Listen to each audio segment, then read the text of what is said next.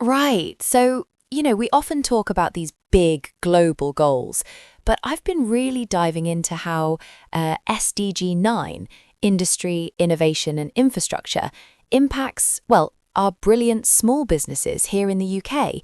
And I found some proper insightful podcasts, actually. Oh, interesting. Because you hear SDG and immediately think big UN stuff, not necessarily like a local UK SME. What kind of podcasts are actually tackling that for our businesses? Exactly. And that's what's so cool. First up, the Sustainable Business Podcast by Navuna Business Finance. It's brilliant, totally geared towards helping SMEs hit net zero. They get proper small business owners and industry experts chatting about sustainable finance, waste reduction, energy conservation, really aligning with SDG 9's innovation and infrastructure goals. Very practical. That Navuna one sounds solid.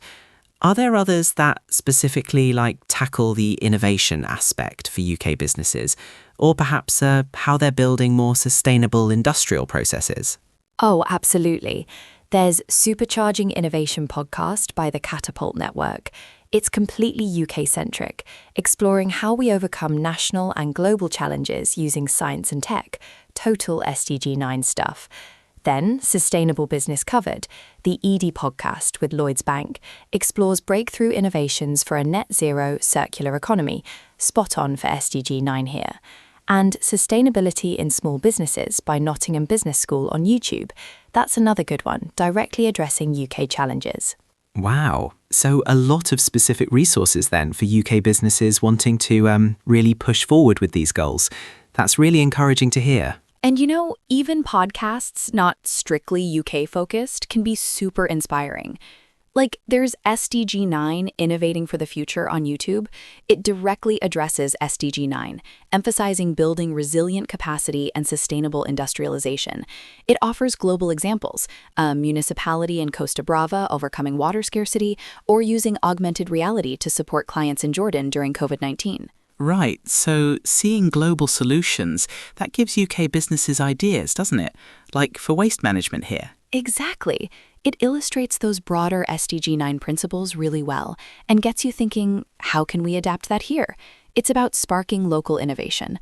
Often it's clever, small adaptations that make a huge difference, not just massive projects. Okay, so what are some tangible examples of UK small businesses making a real dent in SDG 9? Something practical. Right. First up, research and development. Small businesses developing new tech, new processes, enhancing industrial efficiency and sustainable practices.